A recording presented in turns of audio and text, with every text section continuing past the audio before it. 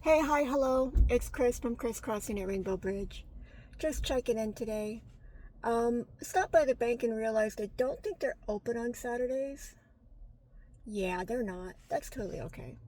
So I stopped by the bank because I was going to see if I could um, speak to this new friend of mine that I made yesterday.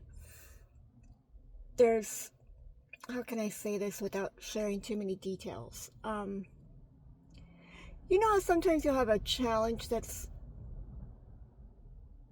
you have a situation that feels challenging to you personally, right? And it's all about the subjective perspective of the individual. Don't worry, y'all, I'm parked and my car's not even on, so I'm safe. But, it's the subjective perspective of the individual, right? It might be like some kind of a homework assignment or something at work, or, maybe you have a personal project and you're trying to change your viewpoint of it, but for whatever reason, you seem to be kind of like stuck. And even if you're trying to see it from different angles and thinking in different directions of a solution, it appears as if the solutions that you're thinking of are not appropriate, or they don't make sense, or something to that effect, right? So the beautiful part here is that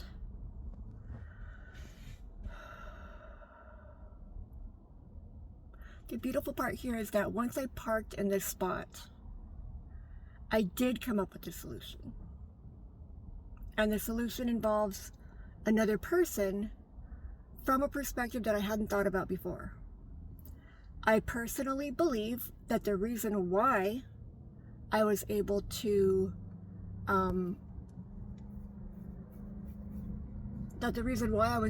change that perspective was because I was imagining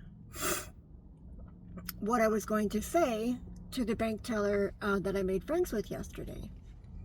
And I was imagining, as I parked my car, what options I was going to share with her that I had already considered. And, and I was considering in my mind, I was imagining what her feedback might be. And while I was doing that, so ironically, right, it just appeared that I was able to come up with a solution for the situation in that moment, just like that. So that's pretty cool.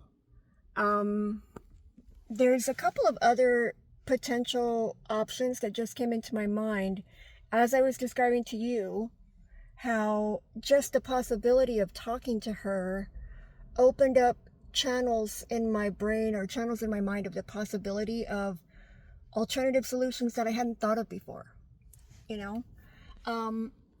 Whether you're religious or not, whether you're spiritual or not, I like the idea of I'm never alone. As a therapist myself, and as a person who's been a healer my whole life, and as a person who also is a consumer of working with healers and therapists as the recipient, right, of therapy and healing, what's become very relevant to me and there's a clarity in my awareness of the situation that I believe is truly the most helpful when one is working with another individual, particularly a healer or a therapist, is the ability to speak or experience oneself in the presence of another. Not all therapists are good at their job, I admit that, and there are charlatans out there. I mean, there are people who will tell you that they're psychic or they're healers, and maybe they are, maybe they're not, but maybe they're just kind of in it for the money instead of trying to be doing the right thing for the right reason. I think there's absolutely nothing wrong in asking for money for healing or psychic work or mediumship, etc. And we have to use discernment, right, if we're going to be connecting with people who are going to provide us with services. Just like if you're going to buy a car, You know, you want to know the terms and conditions of the loan, assuming that you're taking out a loan. You want to know the history of the car itself, if it's a used vehicle. Even if it's a brand new vehicle, you want to make sure that there's not like any recalls or whatever. So you want to do your footwork, right? And that due diligence can save you so much time and trouble in the long run. Same thing goes for any service. So I said all that to say this. Even if we don't have another human being in front of us physically, I have started to develop something, I actually have been doing this since I was like 3, just because, one of the gifts of trauma is that you kind of develop mechanisms and tools that you might not otherwise have developed. And one of these mechanisms that I have developed, it's so funny, I'm watching people come up to the door of the bank and try to open it, even though it legit says right on the front of the door, branch hours, Monday through Friday, 9 a.m. to 5 p.m. It's like right there. There's no Saturday or Sunday hours at all. So that's kind of funny. But even if you don't have another human being physically present with you, you can actually develop ways to sort of, I don't know if using the word channel is accurate exactly, but you can call upon the idea of another person being with you. It's helpful if it's a specific person. You can even kind of like develop your own little support guru that's like a fictional person or a fictional character, even like from the movie Monsters Inc., right? Like you could have the blue fuzzy guy, I forget his name. This lady went to the door as well, even though she just walked by and saw it before she walked up to the ATM. I do stuff like that too.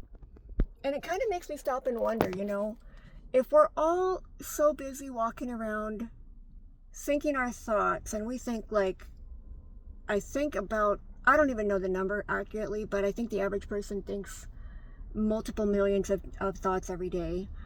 And if we're just walking around thinking our thoughts and we're on whatever wavelength we're on, we might look at something and see it and like recognize it and acknowledge it, and then perform a behavior that appears to reflect that we were not aware of said event, like walking by the door, looking at the time, specifically actually looking at it, looking at your watch, looking at the time, walking away, doing something else, and then coming back and trying the door. Like stuff like that we all do. And it just kind of makes me wonder, how present are we in our lives, right? In our day-to-day lives. And I will admit, like I quite often will find myself sort of wandering off. My mind loves to be busy. It never really stops being busy. Even in meditation, I have to really just get my body to sit still, and my mind will keep trying to go, and I just kind of very calmly reflect back to myself. Okay, I'm witnessing my thoughts. Oh, that's an interesting thought, without really giving it an attachment, right? Like without being attached to the thought. There are times when you will find yourself really invested in something, and I find that the video that I'm making right now is kind of a reflection of what I'm talking about. You have a situation that often is time dependent and has many multiple moving parts. Many and multiple mean the same thing. Has moving parts, right? And many of the parts are not in your control, apparently. Stuff like that.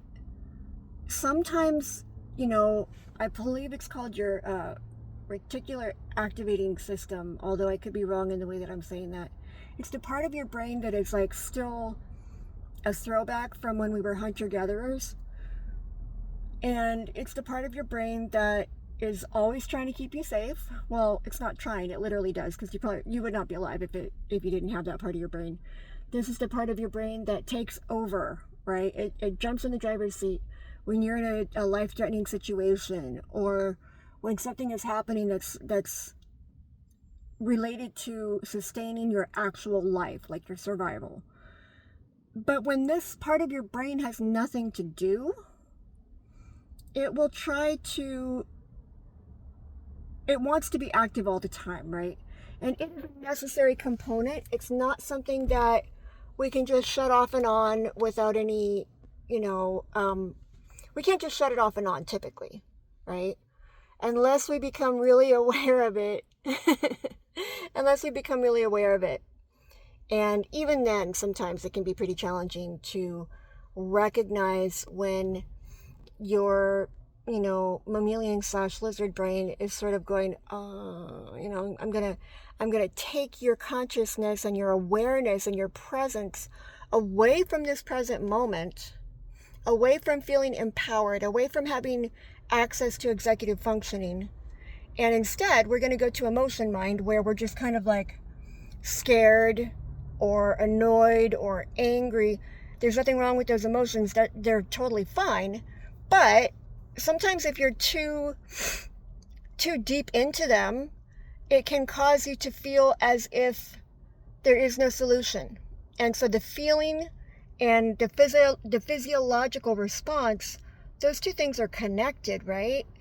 And then, what ends up happening is on the simplest explanation for this is that, they have shown in fMRIs, which is short for functional magnetic resonance imaging, that while a person is having these experiences where like they're kind of going from higher thinking executive functioning, which is this, typically it's like right here, that, well, it's not typically, it is this part of your brain right here, your frontal cortex and your prefrontal cortex, which is here, that it kind of goes back into this area of your brain, like the sort of the part of your brain that connects with your spinal cord, that right there, that's your lizard brain, that's the amygdala.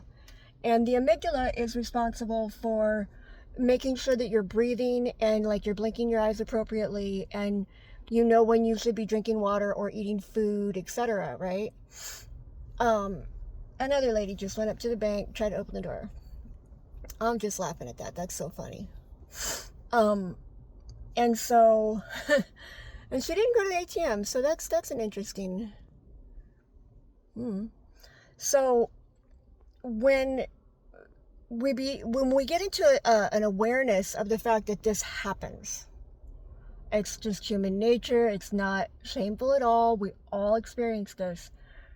That's the first step, is becoming aware that it happens. And then the next step is becoming aware of what are you looking for to help you acknowledge or recognize that either is happening or has happened or is about to happen. So this is, it can be very simple, or it can be kind of complicated, depending on how a person thinks and the way that they understand things. I am often the person who wants to break down the neurochemical cascades in the brain and explain how there are rivulets and neuroreceptors and how the neurons interact with each other and so forth. But you don't have to get that deep. Like, seriously, it's not necessary at all. Because bottom line is, if you know that there's a switch in your brain, you're on your way. Then if you understand that there is an actual sensation when that switch gets flipped, like there's an actual feeling when that switch gets flipped, then that gets you to that point of like, okay, another level of awareness, right? That's another step forward toward being able to be the master of your mind instead of your mind being the master of you. Alan Watts once said, the mind is a wonderful servant but a terrible master, right? And the mind will just go. It'll make up problems even when there is no problem in front of you. And sometimes it creates, illusions, and it has good intentions, but intentions are irrelevant, right? Because if it's basically railroading you and railroading your capacity to be fully present in the moment and to think clearly, then it's robbing you of your power, and it's robbing you of your freedom to choose what actions to take or what solutions or truth to step into, because when you're in that state of mind, those solutions and truths are not evident to you. You cannot see them. You can be standing right the fuck in front of them and you cannot see them. I'll give you an example. This can happen at work, or it can happen at school, it could happen just in your home life, it just whatever. But like, let's say that there's a person who is at work, or they're working, they have a job, and part of their job is to do inventory, and they know how to do their job. I mean, sometimes they can actually just sort of do it on autopilot in a way, right? Like they're doing it correctly and they're doing it accurately, but it doesn't take a lot of like mental fortitude to do their job. But let's say that they have a life stressor of some kind, like they're about to move, or they're about to get married, or they're going through a divorce, or maybe they just found out their mom has cancer, or they're trying to take care of an aging loved one. Then they don't want the aging loved one to be home alone, but they also need to work. It's like their mind is constantly distracted by these other things, right? So they're really trying to make use of their executive functioning, their frontal cortex and their prefrontal cortex. However, as they are going through their day, their brain becomes more and more and more impacted by the level of stress and anxiety. And the thing about the problem-solving part of our brain, and none of this is medical advice, by the way, this is just, I'm just rapping on my own experiences and what I know from what I've learned in school and stuff like that, is that your brain can only take so much anxiety, right? And there is kind of like a snapping point where it just sort of shuts down and you're just like, I gotta tap out, right? And those are sometimes those days where you just need to eat a pint of chocolate ice cream, or you just need to go take a nap or whatever. Not that taking a nap or eating ice cream means that that's happening. They can be independent of one another, but it's that sense where you're just like, fuck it, I'm out. I need to go home for the day, or like I need to go to the park and chill. That's because your brain has been so overly taxed that it can't handle it. And the way to recognize this is to stop whatever you're doing. You can be standing or you can be sitting, right? But just stop and take one breath. Now, there may be some folks that have respiratory conditions or issues, and I'm not insensitive to that at all. If you are one of those individuals, just make the effort. And if the breathing itself is not as simple as other people think it is for you as an individual, then I want you to just use your imagination and do a breath to the best of your ability, but use your imagination. Visualize, imagine, or see in your mind, or feel it, like when you were a little kid, right? Hopefully you know what that means to play pretend. Feel air going in through your nostrils, down into your lungs. Imagine that it's healthy. Imagine that you don't have any health conditions. Just imagine it, see it, feel it. Inhale, hold the breath for just a couple seconds. If you have respiratory issues, please don't hold your breath. And then slowly blow it out your mouth. And this is how you're going to do it. I'm going to show you. Okay, ready? Here we go.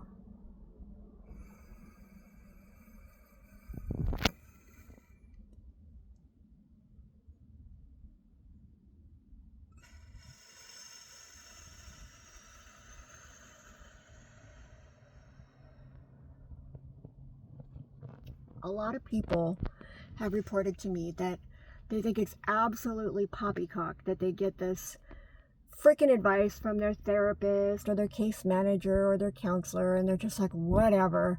Okay, breathe. Yeah, what's that gonna do? You know what? I am with you, sister. Like, I feel it, right? When there are so many things in your life that all kind of seem unsurmountable, and you're just like, fuck, and you're trying to find something to hold on to, breathing in the middle of all that does not feel like it's going to be helpful, right? You're just wasting time. Why am I going to stand here breathing when I could be doing something? That's a fair point. And sometimes we are burning a lot more energy than is actually necessary without knowing it, right? We are efforting maximum capacity. What was that? There's a phrase, maximum effort, I guess, or like 110%. But the reality is, no matter what your challenges might be, that's actually never needed. You don't ever have to feel like you're struggling. Like, even if you are legit outside, living outside on a cardboard box, I have been there for extended periods of time in my life. So when I say that, I understand from a lived experiential perspective what I'm talking about. But even if that is your situation, unless you have a very serious medical life-threatening condition, you can always slow down the warrior in your brain. Slow down your racing thoughts. Get your emotions to settle a bit, right? We can have intense emotional experiences. I'll probably get into that in a little bit more detail some other time. But today we're kind of just talking about the thought process, the brain, right? The mind. So just by taking one breath, what you're doing is, and staying still while you do it, what you're doing is you're sending a signal to your brainstem that I'm not in a dangerous situation. I'm not dealing with something in front of me that can kill me, right? And here's the trick. Our brain makes connections, and it's quite natural and normal. Our brain makes connections, and our subconscious mind sincerely believes that there are many situations in our life that are life and death. You ever get into an argument, like maybe with your best friend or your sibling or your spouse or your parent or your kid, right? Well, if they're an older kid, where you're having like an argument or a disagreement, a conflict of some kind, and it doesn't even matter if you're actually factually correct or not.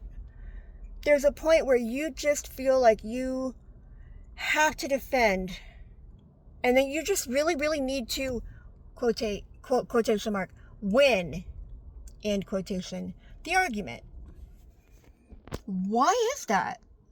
Because when we step away from that emotional intensity of the experience and we look at it objectively, it's such a silly, it doesn't even make sense, right? This is somebody that we love.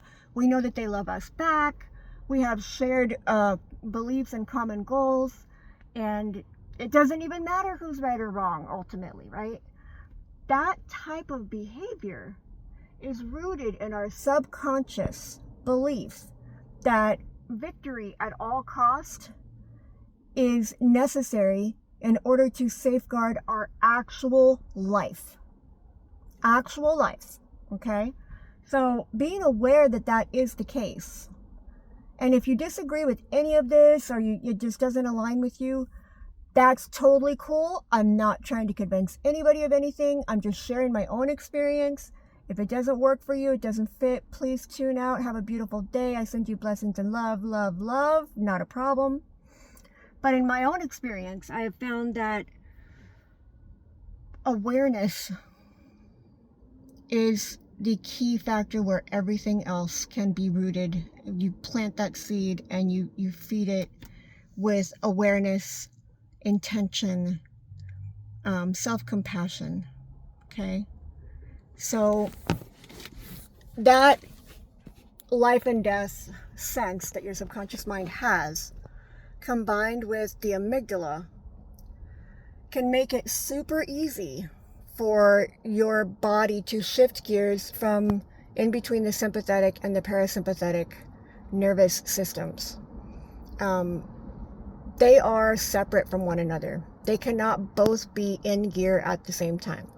I don't know how many people out there know how to drive a stick shift, but if you've ever driven a stick shift or a tractor or an 18-wheeler, you know that you're in one gear at a time, right? You're in one gear at a time. Or you're grinding the gears and you're going to kill the clutch or the transmission.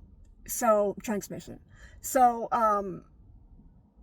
that's the thing, right? We become aware that this is the case. And when we take one deep breath while sitting or standing still, we send that signal to our brain that we can flip off from survival mode.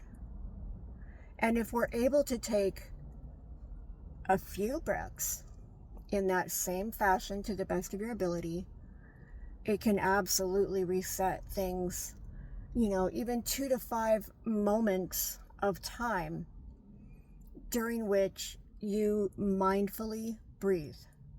And it doesn't have to be in a certain particular way, like count to this number or hold your breath this long or whatever. Just breathing. I do recommend that if you can, you imagine that there is a balloon in the part of your tummy that's in between your belly button and your crotch.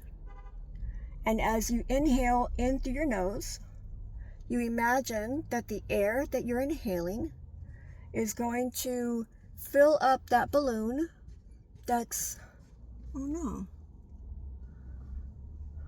fill up that balloon that is down in that part of your body, right? And so that is called abdominal breathing. And it can be very helpful in calming the central nervous system, as well as ensuring that your body is distributing oxygen and your muscles are moving in the way that nature intended for them to move. If you're familiar at all with military behaviors, we are taught to suck in our stomach and stick at our chest, right, and put our shoulders back. Many of us, when we breathe in the way that we think is right. So like we expand our chest, we suck in our tummy, and then when we blow out, our chest deflates and our tummy goes out, right? But if you've ever watched an infant breathe, because they have not been conditioned yet, they belly breathe. So it's not about inhaling deeply, it's about inhaling fully. Because when we're doing the breath the way that I just described, the way that like you hold your stomach in and you stick your chest out, what you're actually doing is you're shallow breathing. And so that means that, basically to about here is the part of your body that's expanding with that inhalation of air. And that can typically make it really difficult for your sympathetic and parasympathetic nervous systems to know what's happening, right? Like, are you in danger? Because when you're in danger, you shallow breathe. Or sometimes you'll even stop breathing and hold your breath, right? Like a lot of people notice when they're working out that they just realize that they were holding their breath. Or when you're driving around and you're feeling anxious, sometimes you're either holding your breath or you're shallow breathing, and you might not even be aware that you're doing that. So what that does is it sends a signal to your brain that says, oh fuck, we're in danger. And your brain's like, all right, I got your back. And it's releasing cortisol and adrenaline and other stress hormones.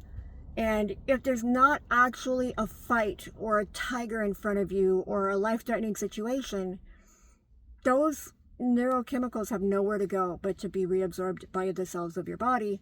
And so that's not good. That can actually cause long-term health effects if it's an ongoing experience. So the point of all this is just breathe. Just breathe. That's it. I hope that this makes sense to somebody. I send you all so much love and compassion.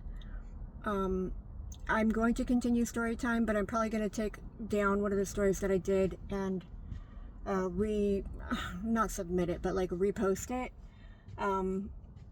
because it was too much off the cuff and it wasn't, it wasn't told in a way that I wanted it to be told. So I'm going to go take that video down today. And in the meantime, take care of yourselves and take care of each other, because remember, I love you. Chris from Chris Costing checking out. Bye for now.